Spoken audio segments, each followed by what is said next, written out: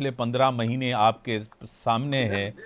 GDA का PDM का जो दौर था उसमें बेहतर परफॉर्मेंस नहीं हुई। आपको पता है कि इसी इलेक्शन में अवाम ने वो गुस्सा भी निकाला, महंगाई, बेरोजगारी, मैशियत बेहतर नहीं थी। दूसरी तरफ आपको भी मेजॉरिटी नहीं मिली।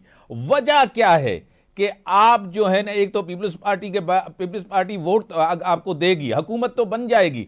अगर पीपल्स पार्टी नहीं रहती तो क्या हुकूमत चल पाएगी? कमजोर हुकूमत। देखिए जी, हुकूमत कमजोर जरूर है, मैं एडमिट करता हूँ।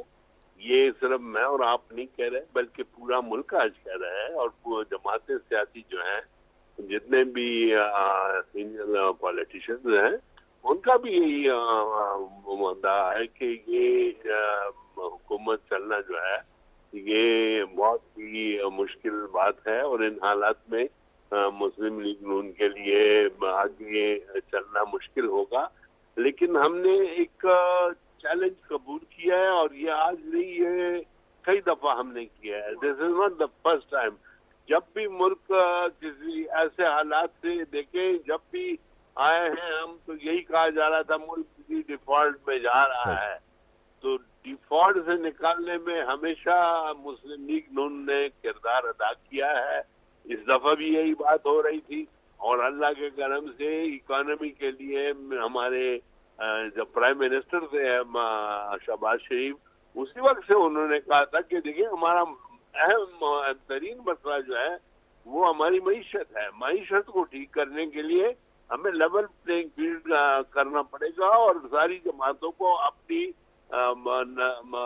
सेल्फ इंटरेस्ट को पीछे छोड़ के नेशनल इंटरेस्ट को प्रेफरेंस देंगे। तो नेशनल इंटरेस्ट इंशाल्लाह जब आगे आएगा तो खुद ब खुद ये हालात जो है हम काबू में आ सकते हैं। इकबाल जफर झगड़ा साहब, इससे काम कैसे आएगा? काफी सियासी जमातें न, जिनके एमपीए जीत के आए वो भी हलफ नहीं ले रहे, और जमात इस्लामी हो, जीडीए हो, ये सब सियासी जमातें हैं। मौलाना फजल रहमान, क्योंकि मौलाना फजल रहमान बड़े करीब हैं नून लीग की कयादत के, वो भी नहीं मान रहे। तो सियासी इससे काम कैसे आएगा?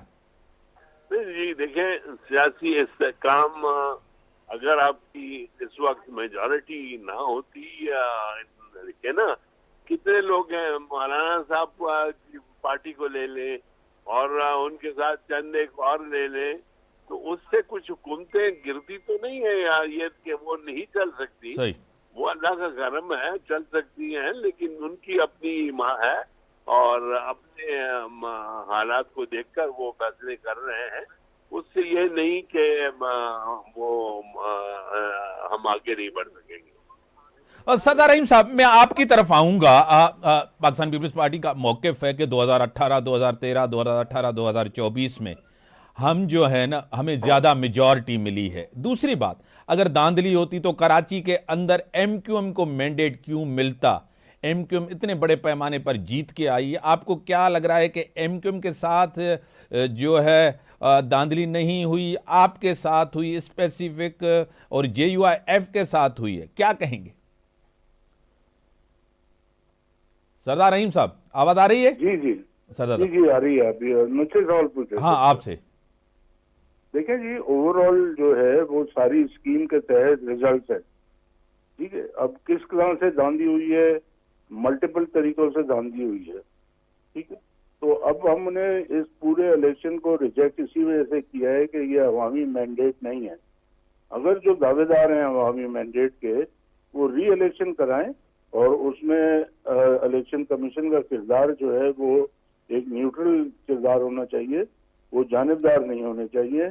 और फिर देखेंगे कि किसका मैंडेट है और क्या धांधली हुई थी इस जो अभी हाल इलेक्शन हुए हैं और क्या नहीं हुई थी, ठीक है। आपको सदर साहब, आप डिमांड क्या कर रहे हैं?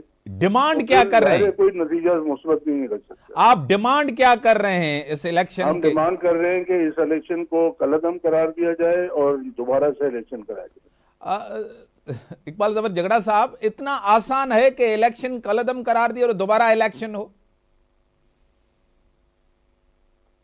इकबाल जफर झगड़ा साहब, रिस्पेक्ट करता हूँ, और उनकी देखिए ना, इस वक्त उनकी जमात ने जो स्टैंड लिया है उसके तहत उनको ये स्टेटमेंट देने में कोई हर जो नजर नहीं आता है, लेकिन हमारी तरफ से मैं यही कहूंगा, और सरदार साहब से और पीपल्स पार्टी से मैंने आपको पहले भी कहा कि इस वक्त मुल्क को अगर ये क्लेम कर रहे हैं कि मुल्क को हमने बहरान से निकालना है और मुल्क को एक सही नहज पे डालना है, तो उसके लिए जरूरी ये है कि इस जिम्मेदारी में वो हमारे साथ शामिल होकर, ये पहली बार नहीं है, अल्लाह का करम है, हम ERD का देख लें, चार्टर ऑफ डेमोक्रेसी हमारी मौजूद है, जो वो भी अप्रिशिएट करेंगे कि चार्टर ऑफ डेमोक्रेसी एक ऐसा डॉक्यूमेंट बनाया गया था हमने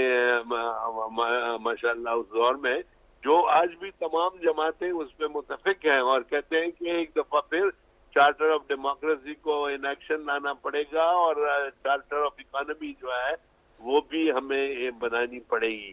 तो सरदार साहब इंशाल्लाह with the passage of time, चूंकि वो भी चाहते हैं कि मुल्क में इस्तेहकाम की बात हो। झगड़ा साहब मैं आपकी तरफ आऊं। तैमूर झगड़ा साहब PTI के रहनुमा, सीनियर रहनुमा, बड़े वोकल हैं, खुल के बात करते हैं। सर मैं आपको वेलकम करता हूं अपने शो में। तैमूर झगड़ा साहब, मेरी आवाज आ रही है आपको? तैमूर झगड़ा साहब, आपको आवाज आ रही है मेरी? लाइन ड्रॉप हुई है।